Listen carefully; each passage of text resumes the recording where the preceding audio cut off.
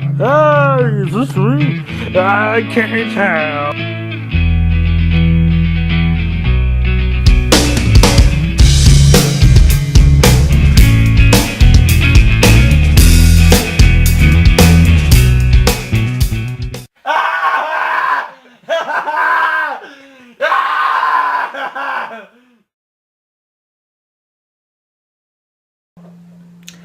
Okay, so I'm here to do my top 10 albums of the 1990s, so I'm just gonna get right into it. Number 10, I have the Slim Shady LP by Eminem. For this is Eminem's debut album, and well, his debut mainstream album in 1999, and it's probably one of Eminem's weaker albums, but it's still, a fairly solid album. I mean, it has "My Name Is," which was his lead single, and the spawning of the stereotypical Eminem lead singles, which are kind of like jokey tracks. Has "Guilty Conscience" on it, which has like him rapping with Dr. Dre, which it's kind of like Eminem showing off his story writing abilities of him and Dr. Dre playing the two parts of this guy's conscience, and then it has a "Don't Give a Fuck" on it. That's a legit song name. And there's one more song. And there's Bonnie and Clyde is on this album. There's just a lot of early Eminem songs that are actually pretty good. And if you're looking for an Eminem album, if you like the more shock rap side of Eminem, then this is totally your album, because it's all over the place with this album. There's so many songs that are shock rap, if you want to call it that. But in the number 9, I have "Devil Without a Cause" by Kid Rock. It's like the only Kid Rock record, or one of the only Kid Rock records that actually matters. This was one of the first albums I ever bought. The lead single from this, or the main single from this album, which is probably Kid Rock's most famous track, "Ball with the Ball," is a pretty solid track. I mean, it's a good rap. I guess it's rap metal, this entire album. But then honestly, it's very different, because I say that, but then there's songs like "Cowboy" on here, which is more like a country rap kind of thing. And then there's all kinds of great songs from this album. There's "Wasting Time," which is probably my favorite song. "I Am the Bull God." "Only God Knows Why." Title track, "Devil Without a Cause." It's just a great album. Like, this is a Kid Rock at his finest. I mean, maybe "American Badass" from History of Rock is probably his crowning achievement, but for the most part, this is definitely his all-around best album. And it's my personal favorite Kid Rock album, too, which makes a lot of sense. But number 8, I have "Vulgar Display of Power" by Pantera. This album is really cool. This is when I think Pantera solidified their sound. I personally like "Cowboys from Hell" a little more, just because it's a lot more drastically different. But this album, solidifies the very hard-knocking, hard-hitting sound that Pantera has, with probably the most famous Pantera track ever, "Walk." It's got "Fucking Hostile." It's "This Love." There's just "Mouth for War." It's just a great album. I think the guitars are beefy. Phil Anselmo. It's probably my second favorite performance by him. Maybe the only, because like I said, I kind of like his vocals on "Cowboys from Hell" better. But this is some of Pantera's best music. Number 7, I have Slipknot's debut album, Slipknot. There's not much albums like this that are just so pissed off and so awesome, with songs like "Spit It Out." No, yeah, "Spit It Out's" on this album, and then "Wait and Bleed." Like, this was just Slipknot, and I mean, this is Slipknot at its probably, maybe besides Iowa, its most aggressive state. It's definitely its most raw state. Like, Primal. this Say primal. primal state. Wow. Yeah. So It's just awesome. I think, and it's. I mean, I think I like other Slipknot albums better, but it's still a fantastic album. Everything just fits well, you know. Again, probably my favorite track from the album is "Wait and Bleed," and that's probably a lot of people's favorite tracks from this album, just because it's catchy and it's really heavy. This is just like the epitome of angry Slipknot, which is like half of what Slipknot does. Number 6, I have Chaos AD by Sepultura. This album is awesome. This is my personal favorite Sepultura album. I mean, with having songs like Refuse Resist, which is like one of the grooviest songs ever, and then fucking Slave New World and Territories and songs like that. Like, this kind of sets it shows how Pantera sets themselves apart, and how they have a little bit of more traditional Brazilian music into their metal, and just how awesome. Like, Sepultura is probably one of my favorite thrash metal bands that are from outside of America. So I mean, and because it's just their music is different. They're early pioneers of like just about anything you could think of. I mean, they've influenced the other thrash bands, black metal bands. They've influenced everything.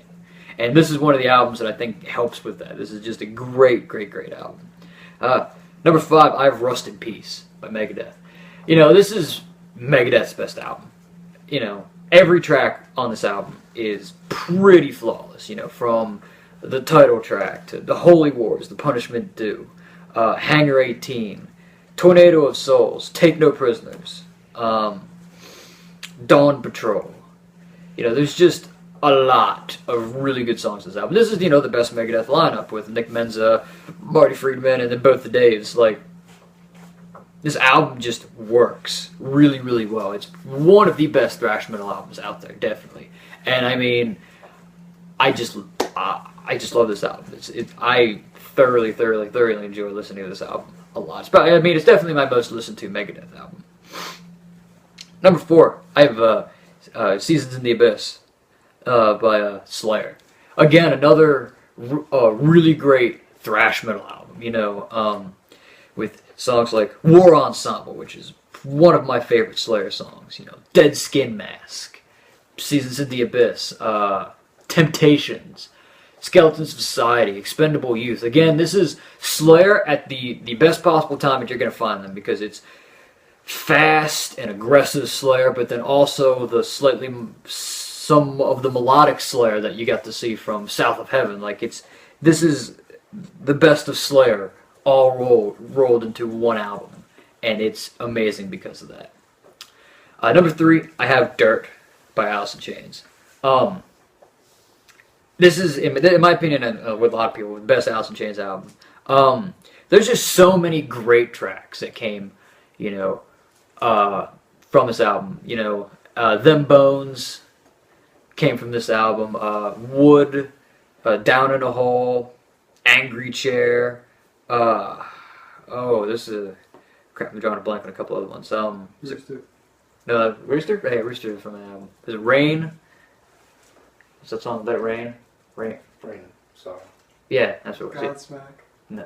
Godsmack? Yeah, Godsmack's from this album. I forgot about Godsmack. Like, there's just a lot of really good songs from this album. I mean, and like, where this album shines, it shines well. Like, Them Bones was the first Alice in Chains songs I ever listened to. And it has my favorite Alice in Chains song, which is Down in a Hole. That song is one of the best ballads ever written. My favorite vocal performance by Lane Staley and Jerry Cantrell at parts. But it's just, this album's amazing. It's, the more melodic Alice in Chains, but then still has some of the hard-hitting aspects of it, like with the chorus of Angry Chair and Them Bones. This album is, again, kind of like I said with Slayer, everything you'd want from an Alice in Chains album, all rolled into one. Number 2, I have the Black Album by Metallica. Arguably one of Metallica's, probably most definitely their most successful album, but, arguably one of their best. This is some of the soundest songwriting Metallica's ever had, with writing songs that are basically some of the most well-known Metallica songs ever. Enter Sandman, Sad But True, Wherever I May Roam, The Unforgiven, Nothing Else Matters. And then there's other songs that I really like My Friend of Misery is a really cool song, and then Struggle Within, Through the Never, Don't Tread on Me, Holier Than That. Every song in this album is cool, and the production of this album, it's probably still to this day, one of the best productions on an album I've heard. I love the production of this album. It's just, everything hits you really, really hard. Everything sounds alive and fluid, which I think really, really helps with this album. And I mean, it's probably, it's a must-have in any Metallica fan's discography of them. The Black Album, despite what your opinion of what happens after the Black Album would be, or what the Black Album started, the Black Album is still just a phenomenally great record. And then number one, the best album that came out in the 90s is I have Painkiller by Judas Priest. That is my favorite album that came out in the 90s. Painkiller is just an amazing, amazing, amazing album. It's probably one of my favorite speed metal albums ever. The title track Painkiller is awesome, with probably one of the best solos I've ever heard, especially out of Priest, but one of the best solos I've heard ever. And then it's got, other great songs, A Touch of Evil, which is really cool. My favorite Priest track ever, Between the Hammer and the Anvil. And it's got Nightcrawler, Leather Rebel, All Guns Blazing, Hell Patrol, and then it's got Living Bad Dreams, which is only a special edition or on a re-release stuff. But this album, it's just perfect. It is Priest at their best, in my opinion, but it works. Everything just works so well on this album, and it's just the guitar work I really like, with some of my favorite Priest solos, some of my favorite Priest riffs. It has, completely kind of abandons the commercial direction they were going with the last couple of albums, with the exception of A Touch of Evil. But it's just cool because it's just a fresh take on Priest, who had gone to a more old school metal. Now they were embracing speed metal, which is just awesome. And I can't listen to this album enough, and which is why I put it at number one. So that's my top 10 albums of the 90s. So yeah, on to the next one. Yo, it's my top 10 albums of the 1990s. The 90s was an incredible decade, I feel, for music. So, I was making this, I'm just holy shit, there's a lot of good albums. Before I get to my list, I just want to give quick shout-outs to the following that did make my list. The Black Album from Metallica, Blind Guardian, Imaginations from the Other Side, Dream Theater, Images and Words, Iced Earth, Something Wicked This Way Comes, Sepultura with Chaos AD, Suffocation with Peers from Within, Testament with The Gathering, Amorphous with Tales from the Thousand Lakes, and Pearl Jam with 10. There's probably a ton more that I'm not even remembering. Yeah. I'm just letting you know my number one album is Nevermind by Nirvana. See you guys later. Anyways, let's move into this. Number 10, I have Cannibal Corpse with Tomb of the Mutilated. This album, to me, really just defined early death metal and what death metal was to become later on. Just some of the grossest fucking lyrics, absolutely brutal riffs. You can't help but just want to beat the shit out of someone when Hammer Smash Face starts. I don't care if that's Cannibal Corpse's most popular song. That is an incredible song. Other ones, I Come Blood, Split Wide Open, Post-Mortal Ejaculation. There's a lot of incredible songs, incredible riffs. Chris Barnes was at his best on this record. It is one of the most, and the production is just off the wall, just disgusting. I like that album a lot. Number 9, I have Immortal with At the Heart of Winter. This isn't my favorite Immortal album.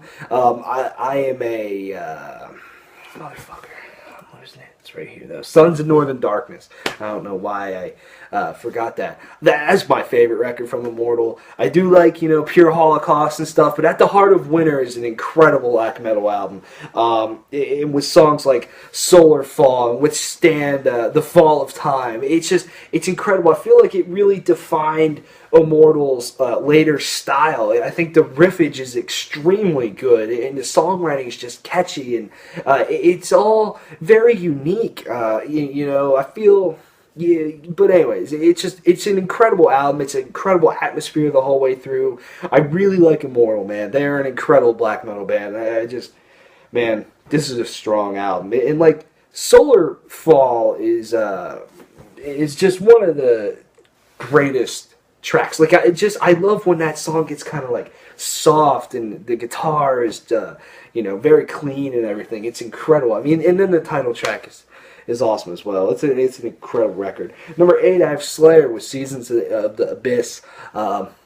This is my personal favorite Slayer album. I feel this really mixes Rain and Blood's thrashiness with South of Heaven's melodicness and just fucks, and it's incredible. And one reason why I really like this, Seasons of the Abyss is one of my favorite Slayer songs. Why? Because it has a written solo. At least the second half of it is written, even though they never play it live anymore. That solo is fucking incredible. And other songs, Dead Skin Mask is an extremely creepy song.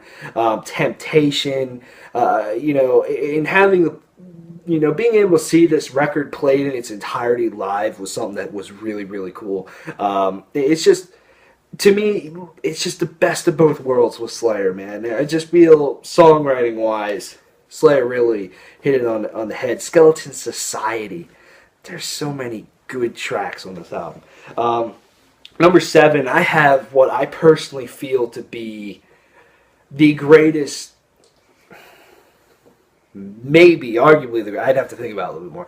Arguably the greatest melodic death metal record of all time. And that is At the Gates with Slaughter of the Soul. First of all, that is an incredible album name. And second of all, it's just, I'm not a big At the Gates fan. I feel they are honestly an average band anymore. Even before their records before this and even their new one. I just feel it's very average personally, but this album is just through the fucking roof. Like, I don't know what happened on this album. Blinded by Fear, the title track, Suicide Nation, World in Flames. It's like, dude, like, oh my god. To me, this is what a melodic death metal album should be. It has incredible riffs and just good melodies. I feel, Anders just was wrote some incredible stuff on here. I think Thomas is the lead singer. I'll correct myself if I'm wrong. But he just sounds so pissed off. He's like, it's just the best melodic death metal, vocally. I just feel it is incredible. And as a whole, that is an incredible album. I feel it's very rarely has been touched in melodic death metal, and it's an incredible record. Number 6, from here on, it was really hard to put these in order, but here we go. Pantera with Vulgar Display of Power. It's kind of crazy to think Pantera is number 6. Yeah, it might be typical to say Vulgar Display of Power. Cowboys from Hell is really good. So is Far Beyond Driven. But Vulgar Display of Power to me is Pantera at their best. I love, their songwriting on this album because it's kind of just strange sometimes. You can take Walk, which has the most simple riff, and then you write the most pissed off song. And that solo by Dimebag Darrell on that song is just mind-blowing to me.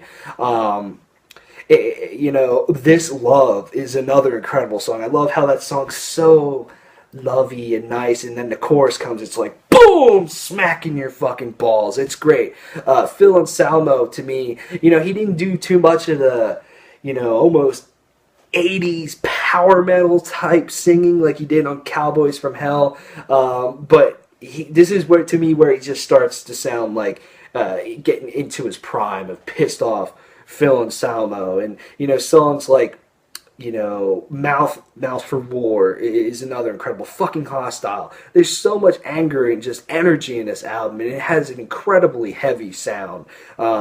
It's great. Hollow is another good track. This is a great record. Number 5, Opeth with Still Life. Man, this album is just, it's incredible. It paints such an incredible picture in your mind the whole time. It just takes you on a journey. It just captures you the entire time. I always go back and forth between Blackwater Park and Still Life, as many Opeth fans probably do, because you're listening to Still Life and you're like, this is the best Opeth album. And then you're listening to Blackwater Park and you're like, no, that's the best one. But to me, the track The More alone is enough to make it on this list. That is a fucking unbelievable track. To me, this has just Opeth at their best. I feel the production was the best on this album. I feel Michael Ackerfeld sounds the best on here. You know, I feel he's a little bit better clean singer now, but his growls were just fantastic. The riffage was just fucking amazing. You know, I take songs such as Benighted is really cool, how it's very soft and everything. You know, White Cluster is another really good one. It's just the songwriting, man. It just, you know, I listened to like My Arms Your Hearse from 1998 before this, and I'm like, this is good, but then you then you just want to listen to Still Life because you know what's next, and you're like, fuck. This is an incredible record. I think it's just the songwriting as a whole is why this album is so good. And it's very progressive, but it flows so well, and it transitions from track to track, and the transitions in the tracks are fantastic. And it's just Opeth at the top of their game, man. And they stayed there for a couple records in a row, if you ask me. Number 4, Megadeth with Rust in Peace. At first, I didn't really like a lot of this album. I only liked a couple tracks. But it really grew on me. And when it grew on me, it hit me like, this album is awesome. Also, seeing this album played in its entirety is just incredible. This has my favorite Megadeth song on it, Tornado of Souls, which I just feel is the best Megadeth, just in terms of songwriting and taking a whole bunch of riffs and having them flow and just a bunch of ideas and putting them together.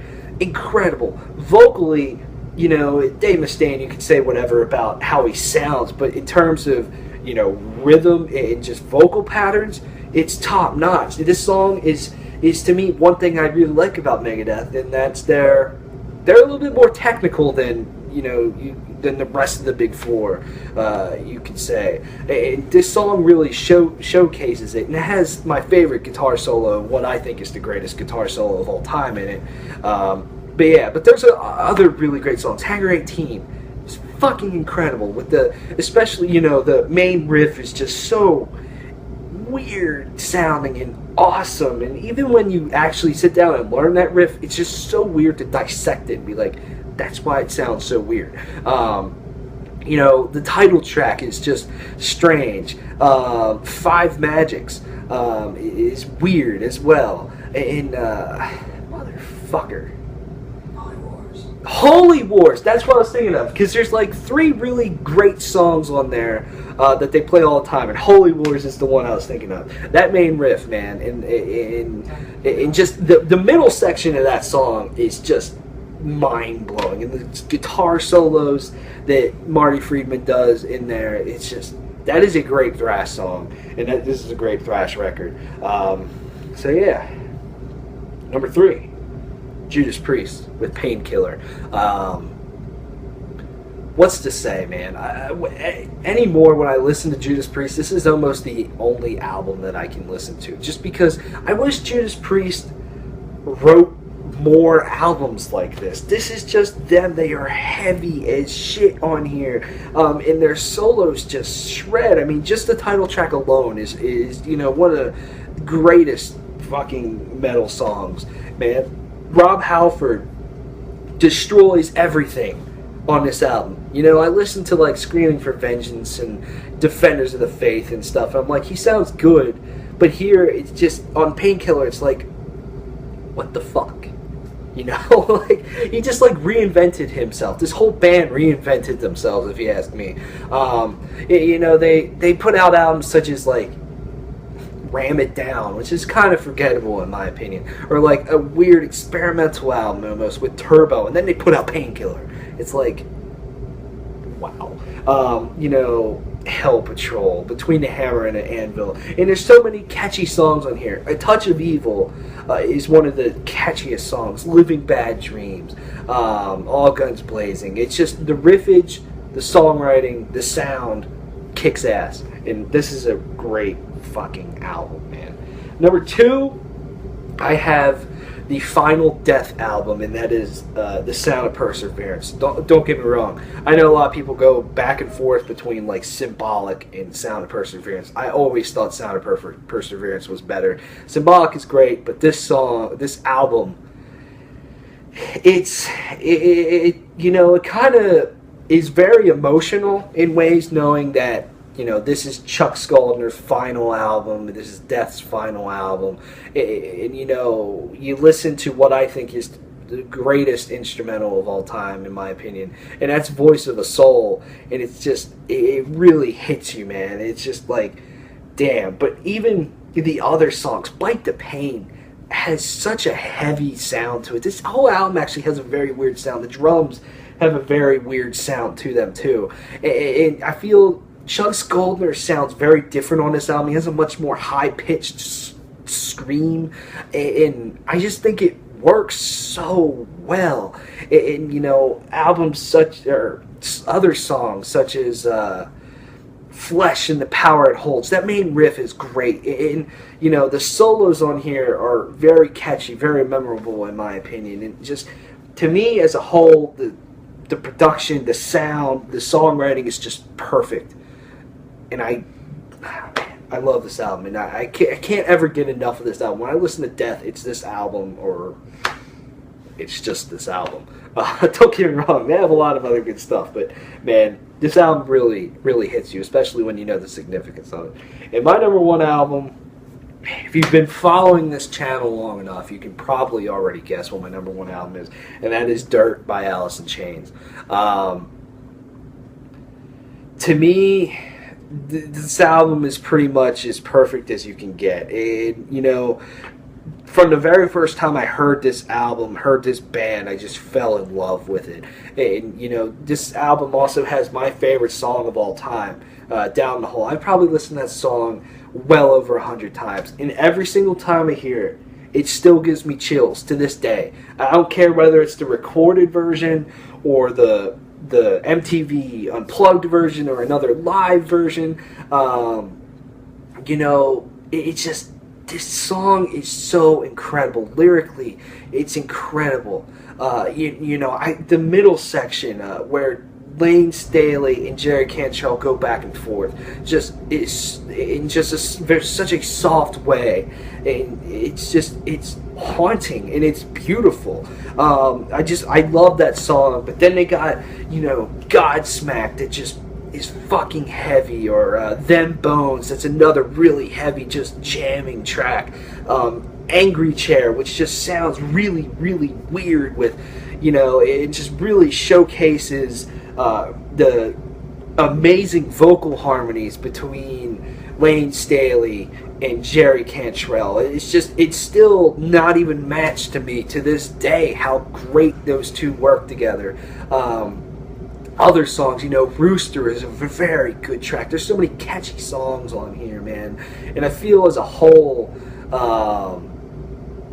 Rain When I Die. That's it, Keith.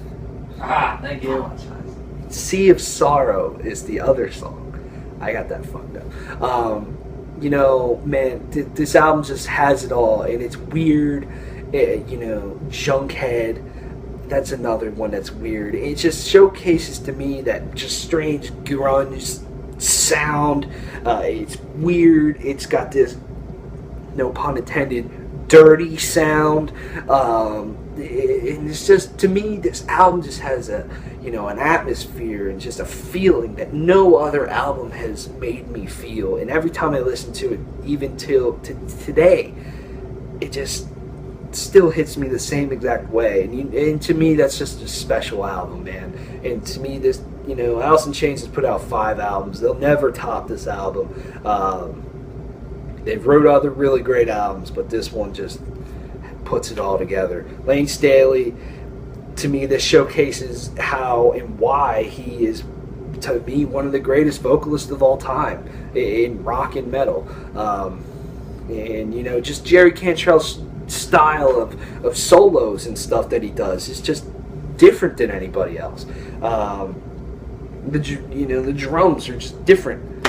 I love it, and it's a great album. So that's my top 10 albums of the '90s. Thanks for watching. Yo, these are my 10 favorite musical albums from the 1990s. 10 of my favorite. What? No. Oh. Sorry.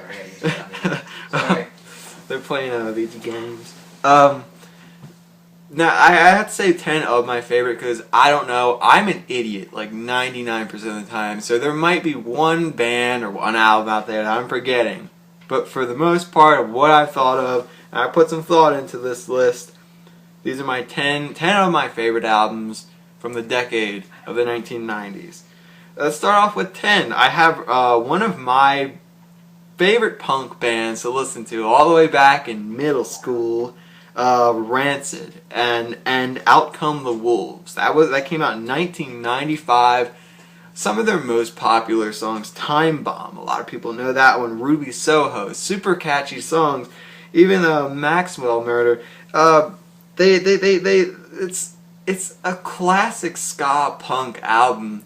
It's super fun to listen to. You just want to skip around, and you know, it's one of those feel good albums that truly defines, you know, not defines, but adds that character that's always been in punk, to add more character to that. It's like a big, you know, sandwich, and every band adds something, you know, like Black Flag, Bad Brains, and everyone loves the Ramones and the Sex Pistols, and they could be the bread or whatever, and people put in the lettuce, and then you have this gigantic sandwich that's just full of crap, and you don't want to eat it because there's like, you know, they add so much to it. This band adds its own thing to the sandwich. It adds a key ingredient to the sandwich.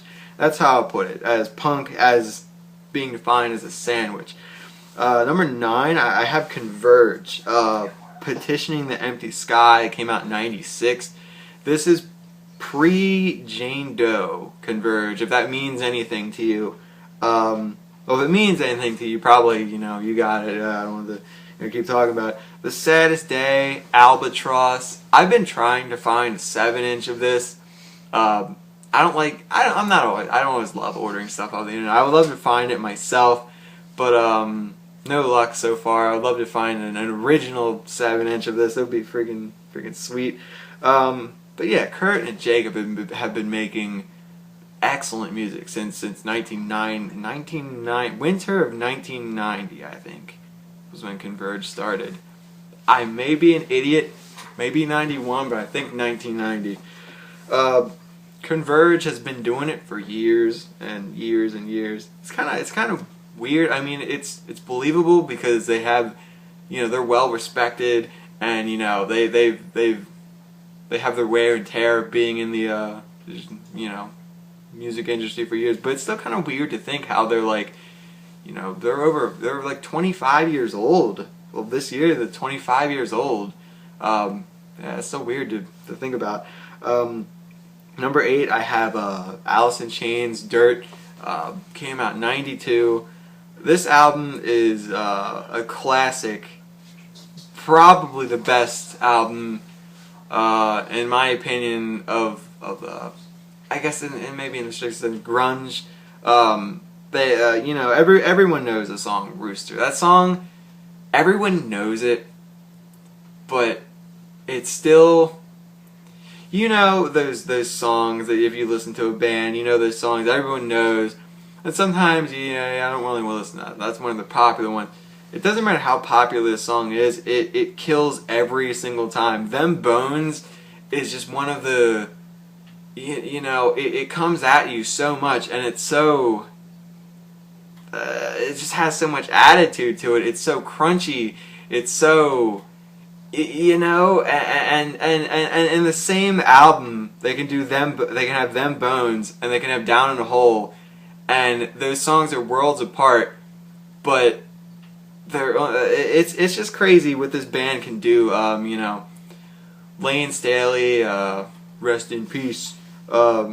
He's one of the most soulful singers. I guess metal, rock, you know, the harder side of music. Maybe the most soulful singer of metal, rock, alternative. The guy has such an amazing voice. Combining him with the Jerry Cantrell, the way they just synced up all the time in songs, and it's just incredible. But yeah, incredible band. They have a lot of good music. I would say percentage wise, yeah, definitely up there. They have a high percentage of good music.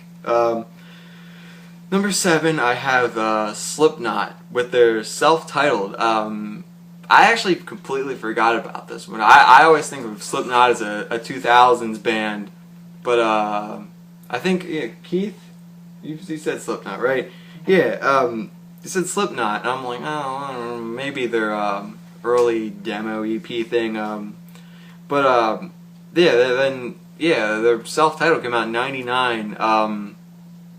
I may not. I don't listen to it as much of the heavier, harsher music as I used to, but I can still listen to this just about any given time. This band, not to like talk a bunch of crap on them, but over the years, I guess in ways they've toned it down, or they just, simply put, they just can't match this level of aggression. The production is so raw. A song like "Sick," people know that one. "Surfacing." "Surfacing" is one of my favorite Slipknot songs. It's such, you know, it gets you energized. It's so what this band, you know, this is what they are built upon. This is their foundation. You know, they are an aggressive, you know, hateful, just, you know, pissed off band, and this album just has so much character to it. Just so much character. Even a song like "Diluted" later in the album, I like that song too. And then, you know, "Wait and Bleed," probably the song people know most off of it. It's catchy. I'm not gonna lie. I like that song a lot. It's so catchy. I mean, it's really an awesome album. I can't believe I forgot about this one until right before I, you know, have my list all finished up. 6, I have, if you watch any of our videos before talking about older bands or anything like that, you might know I like the Misfits a lot. They've got me into a lot of music I listen to now. Well, pretty much they're a gateway band into a lot of great music. But I have "Famous Monsters" that came out in '99, just barely made the cut into the 90s. This is my favorite Misfits album. I could listen to this all the time.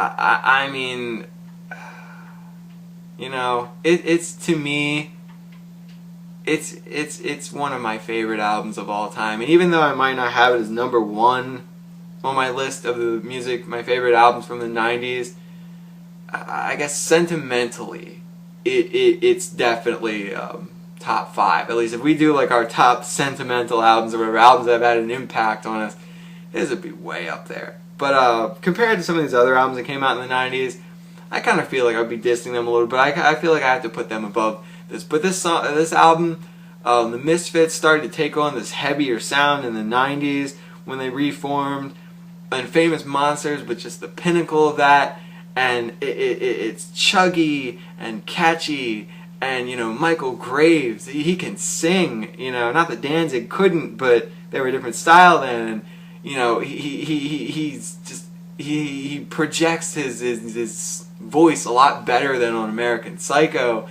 and all around it's just improved so much. And you know, I get so excited thinking about the Misfits then, and then, you know, basically everyone quit except for Jerry, and yeah. Number 5, I have Rage Against the Machine. They're self-titled. Their debut came out in '92. This has Bulls on Parade, probably their most energetic, get you fired up song. I was never really into this band when I was younger, but growing up, I guess I really started to get into a lot of metal in high school, and I guess after I was getting into a lot of metal, I never really had this appreciation for Rage Against the Machine, just how heavy and groovy they are. I used to, you always know, like, some of the hit songs, like Bulls on Parade, Killing in the Name, isn't on this album, but I just never had this appreciation for them. And then, started listening to more heavy music, and I started, looking around at different bands, and, I just really, really got into Rage Against the Machine, and this is definitely my favorite album from them. This is their first album, and they are just such a great band from their debut. It's I mean, for a band to start off this well and to define themselves only as Rage Against the Machine, they are so self-defining. No other band is like them in this era. I mean, yeah, there may be bands now, but I mean, they set the stage for a lot of heavy, groovy, all around cool music of that may be rap metal, that may be heavy metal. But this album on its own, I mean, Bullet in the Head and Bomb Track, it's just so. I mean, I talked about Slipknot being an energetic, aggressive band. It's crazy. Rage Against the Machine is just a crazy band. I wish they were still, I mean, they're still around, but I wish they were around, Number 4, a complete change of pace. I have the album 10 from the band Pearl Jam. Oh yeah, yes, Rage came out in '92. The album 10 from the band Pearl Jam came out in '91. Their debut album.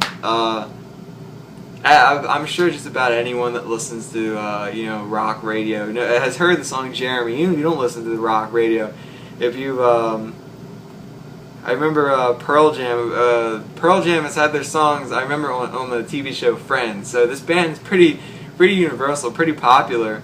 Another band like Alice in Chains that fits into the grunge era of music, and one of those big notable grunge bands. And I remember for a while I couldn't stand this album. In high school, I took a bunch of art classes, and the art teacher wanted us to bring in music to listen to during class. And I brought in 10 Pearl Jam because cool album. I'm like, yeah, I'm never gonna get sick of this. She played it every single day, and she would never start from like a couple songs in. She would just start from the beginning. So for a while, I just had my fill of this album. And so for the past maybe a couple of months, I've been jamming this a lot, and it really takes me back to when I really enjoyed this before. It didn't get ruined, but temporarily I had to take a break from it. It's such a good album. I mean, Jeremy, Even Flow, Once, Alive, Black. They have so many hit songs on their debut. It's incredible. I mean, Eddie, you can like or hate his style of singing, but Stone Gossard, he can write the hell out of music. It's just incredible. This is Rage Against the Machine and Pearl Jam. It's their debut albums, and Slipknot too in the '90s, and all this character music. That's a great thing about the '90s. Number 3, I have Nick Cave and the Bad Seeds. Not just Nick Cave. Let Love In came out in '94. Here. Nick Cave. I'm so glad I discovered him as a musician, a singer, just because he is just the music that Nick Cave and the Bad Seeds makes is just incredible. It's near indescribable, especially this album. The song "Do You Love Me" is such an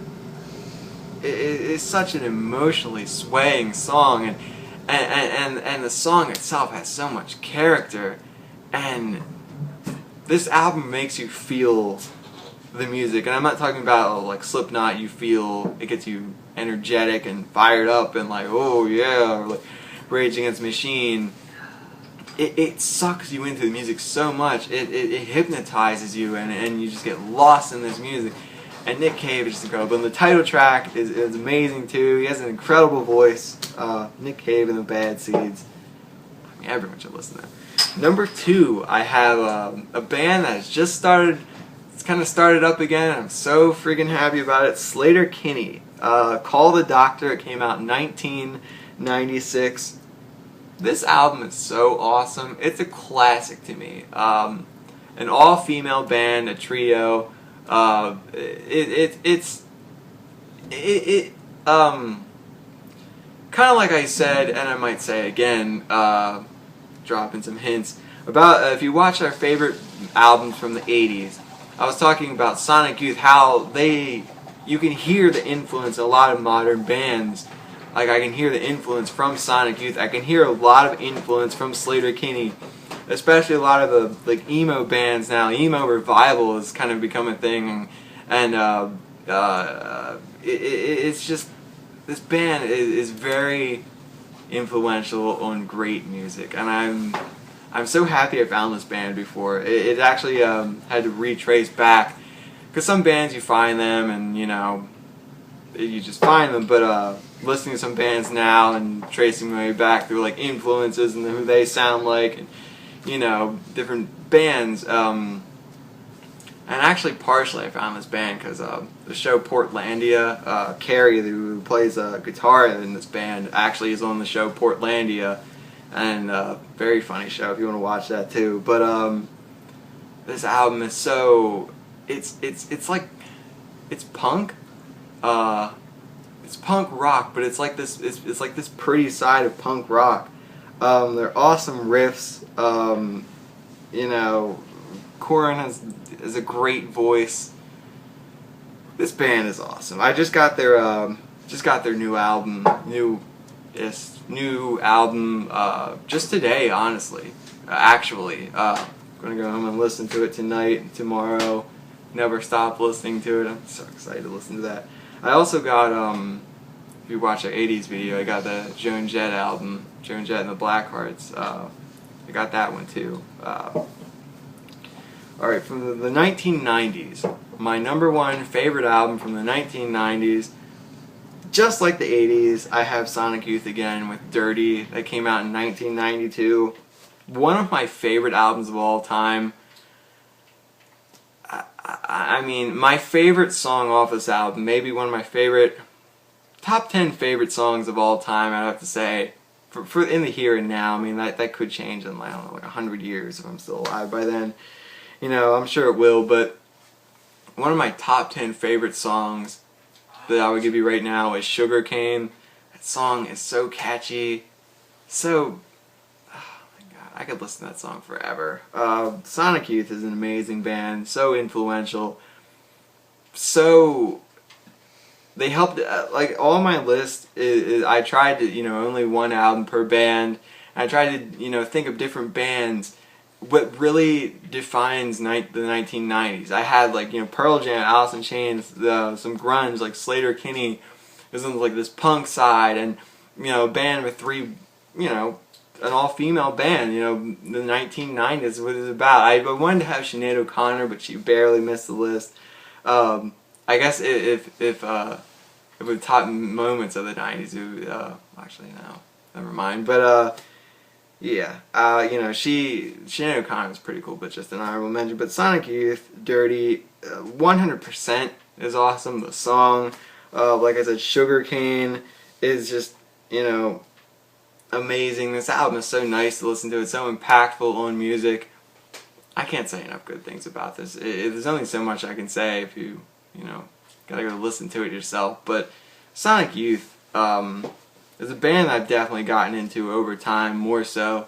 They're growing into one of my favorite bands. Going back and listening to them, see how influential they are on bands now. And I'm sure I've said that enough now, but it's something I'm so grateful for. I'm so grateful for these albums from Sonic Youth and Slater Kinney, because they led to a lot of music I listen to now, and not necessarily broke down you know, walls as much as other bands, but just you know, developed a path to a lot of great music that I'm very grateful for today, and it's so cool. But yeah, this video is getting to be way too long. I've rambled on a little too long here. But Sonic Youth Dirty 1992, listen to it. It'll be the greatest album one of the greatest albums you've ever listened to, and yeah.